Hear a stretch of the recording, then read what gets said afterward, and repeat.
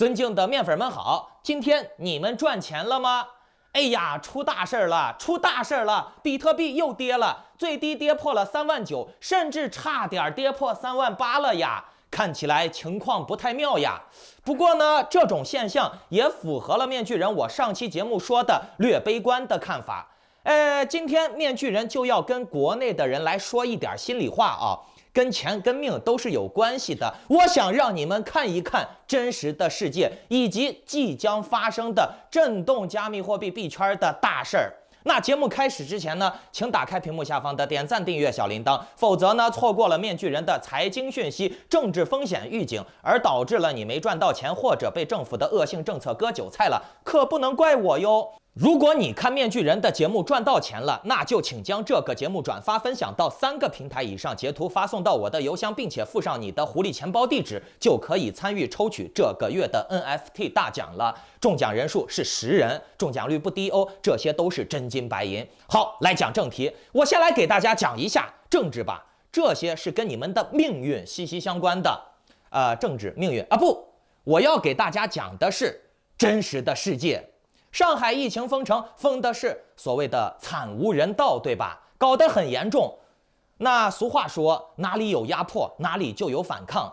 上海在过于变态的封城政策之下，产生了很多抱怨甚至反抗政府的行为和案例。上海人的表现也确实是比一般的奴性中国人要强许多，可谓是在疫情期间反抗精神最强烈的地区。那这也让很多反共的人士看到了一些希望，觉得中国人并不是那么的懦弱软弱，还是敢反抗的。这种现象说不定会星星之火，烈火燎原，说不定会撼动共产党的根基。真是这样的话，你们就小瞧共产党了。一个强大的统治者，他并不只是会武力镇压的，而是会软硬兼施，恩威并举。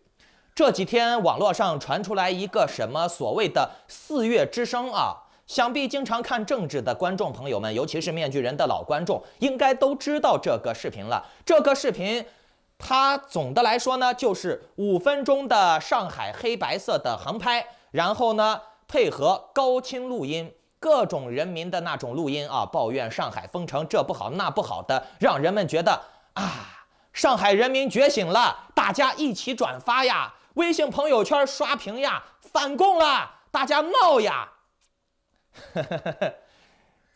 这个视频难道真的能反共吗？这个视频传出来的目的真的是为了反共吗？那面具人我想说，谁信这个谁傻逼。刚才面具人说重点了啊，高清录音，你们可以仔细听一听那个录音啊，全程高清，没有任何杂音，都是专业设备录制出来的，或者是数码高清修复的。你们有不信的，可以试一试，用你的手机录音，或者偷拍，或者录像啊，你看你能录制出来那种声音效果不？就连面具人我这几千块的专业麦克风都录制不出来那么清晰的声音啊。那个玩意儿弄得跟拍大电影似的。一般人有那么大的动力和专业技能去做那种视频吗？当然是没有的啦，对不对？我来告诉你们啊，这个4月之声，它先是墙内再传，墙内传完以后墙外传，然后呢就覆盖了很多华人区域，覆盖了很多华人人群。面具人我想说啊，这个4月之声它是用来洗脑维稳的。我这么说你肯定不信，会想共产党为什么要这么做呢？造一个反共的视频让大家来传。好，面具人我就想问一下你们，这个视频它真的反共了吗？来，我告诉你为什么这个视频是维稳的啊。你们仔细去回想一下，再听一遍4月之声从头到尾。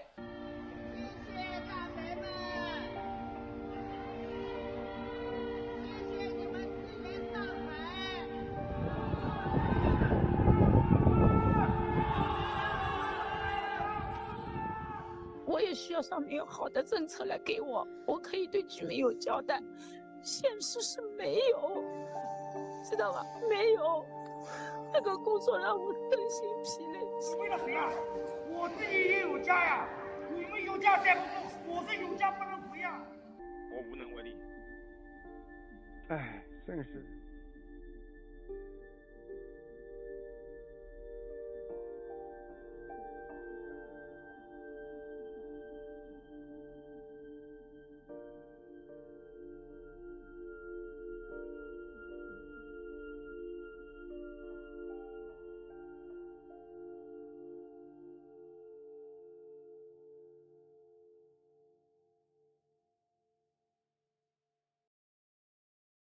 用的是温和温馨的语调，其频率接近432赫兹，这是最容易让人产生愉悦和放松的音域。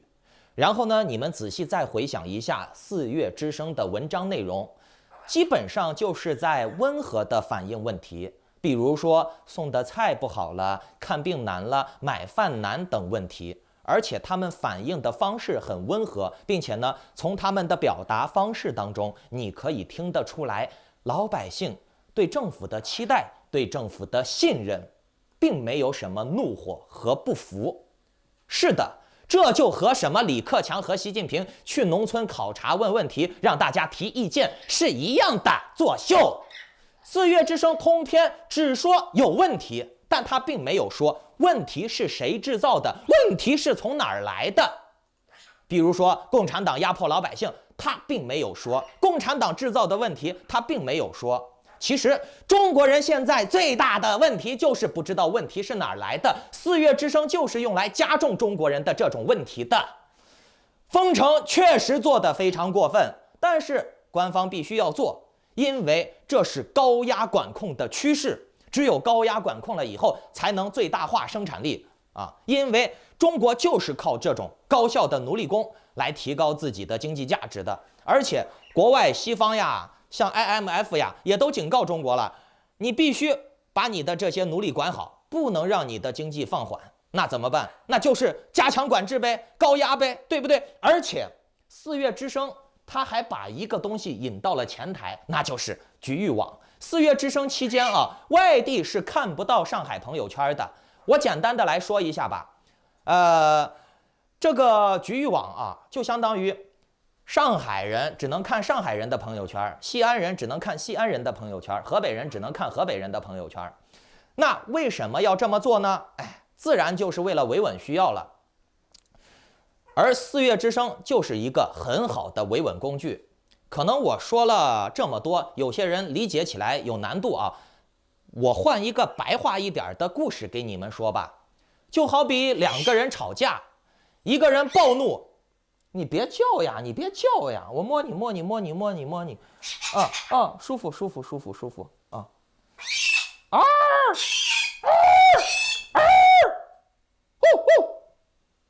别叫了。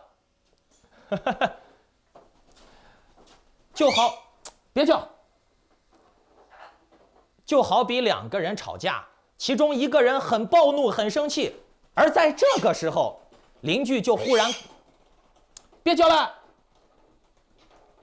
我等一下，我要安抚一下我的鹦鹉。哎呀，好，拿上吃的了啊，拿上吃的就乖乖的在这儿吃啊，别乱叫了。好，我们继续来讲啊。我简单的给大家讲一个故事，方便你们来理解。比如说2个人在吵架，其中一个人非常的暴怒，马上就要喷发了、喷射了。而在这个时候，忽然有邻居过来劝架，问：怎么了？出什么事儿了？有啥不能好好说吗？那在这种情况下，暴怒的人就会平静下来诉苦啊，有事儿说事儿。可是呢，你们再想一下，如果在这个男人暴怒的时候，没人过来劝架，任凭暴怒的人积攒怒气值，结果很可能就是怒气值爆表了以后，直接手起刀落，咔嚓，对不对？再比如，猪没饭吃了，是为啥？是因为主人没来投喂。那主人没来投喂，猪就会叫，猪叫了以后，主人就知道猪饿了，该投喂了，主人就会过来投喂了。而这呢，就是一个很好的互补。你可以让猪养成这种习惯，饿了就叫2声，这反而还能提醒主人别忘了投喂，不至于猪被饿死。But 如果猪在挨饿的过程中想明白了一个道理，哎，是这个猪圈有问题，主人故意不给我吃，他不想让我吃太多，我不能在这个猪圈里面继续待下去了。然后呢，猪就鼓起勇气翻过这不到1米高的围栏，投奔自由，自己去找吃的了。那这就麻烦了，对不对？农场主还得亡羊补猪啊，亡猪补牢，对不对？啊，重新修篱笆、盖笼子。而四月之声的作用就是告诉你，不要猪急跳墙，你饿了就叫2声，叫2声以后，主人就会过来给你饭吃。所以你们不可能在四月之声里面看到上海封城是因为共产党的暴政导致了老百姓没饭吃了，共产党整人呀，老百姓没钱赚了，快跑呀，美国好呀，英国好呀。哎，美国、英国都不封城，还给发救济金，还能拿钱，大家快移民吧。四月之声并没有这么说 ，but 四月之声还有一个更严重的问题，那就是他在节目末尾啊，还给你们展示了一下，哎，这个老大爷很难受，看病难，然后嘞，他跟居委会反映了，居委会不管，然后他向这个再上一级反映了以后，哎，再上一级就给他管了，还把他第2天就送去医院了。哎，看来办事不力的只是底下的人，上面还是伟光正的，我党还是光明强大正义的，对不对？哎，而且呀，四月之声还可以通过这样做，哎，搞他的局域网。为什么要搞局域网呢？看进，我可以说是境外反动势力；退，哎，也给老百姓了一点点的这种发泄泄压的工作，是吧？啊，为什么搞局域网呢？因为哎，你看这些反动势力做的这些假视频，扰乱我们，我们就要同仇敌忾，一致对外啊，为祖国的伟大事业而奋斗。退来的说呢，上海本地的人也确实能通过这个四月之声，哎，有点发泄的感觉，一箭拔雕呀。面具人，我一直都说共产党喜欢一箭拔雕，其实这就像高压锅理论一样，你不给他一个出气孔，这个高压锅一直高压，一直高压，它最终就会炸的啊。那共产党很聪明呀，想了一个一箭拔雕的四月之声啊，先从墙内传，墙内传完墙外传，而大外宣的工作就是要坐实四月之声它就是境外反动势力的炒作啊。然后呢，哎，看局域网有理，因为你看境外势力炒作四月之声，从心理学上来说啊，煽情让人陷入情绪化是可以最大程度的降低人类的逻辑能力的，这可以让人煽情让人陷入情绪化是可以最大程度的降低人类的逻辑能力的，让人们无法发现问题所在。你们记住，共产党真的很强大，你干不过他的，所以呢，赚钱跑路才是最好的选择。又或者呢，你哼哼叫2声，等着共产党给你来喂猪食也可以。如果想赚钱的，就继续往下听。比特币昨天跌破了39000，目前呢涨回来一点点，可是呢又跌下去了，跌到了38200最低了吧，差点跌破了37000了。由于还有1周多的时间就要到下一次的加息的开场秀了，所以呢市场提前反应一点恐慌是可以理解的。还有呢就是2024年5月份啊，比特币会减半它的产量，从6.25一个区块减产到3.125，那么这也就意味着挖比特币更难了，挖比特币的收币的量更低了。但是呢，如果说币价涨上来的话，哎，就可以对冲它的这个减半。理论上来说呢，为了对冲减半的话，比特币应该是要涨的。哎，不过呢还有2年呢。但是呢，从过往的数据来看，减半已经成为了一个明确的看涨催化剂，甚至形成了一个炒作周期。从减半历史来看，大概率比特币在减半的时候，甚至减半之前就会涨。所以我们长期来看比特币还是乐观的，再加上整个加密货币市场它的应用、它的娱乐、它的实用性也在慢慢的萌芽。就比如说Worthindia 是打造了一个非常强大的工会炼油社交的体系，让人们都有事儿做，并且呢，把这个转变为劳动价值，让大家能赚到钱。下个月沃尔辛迪亚可能会开展一个大惊喜啊，但是呢，前提是有宝箱的人才能参与。这个我现在还没有得到通知可以公开它，等我被授权了以后，我再给你们说吧。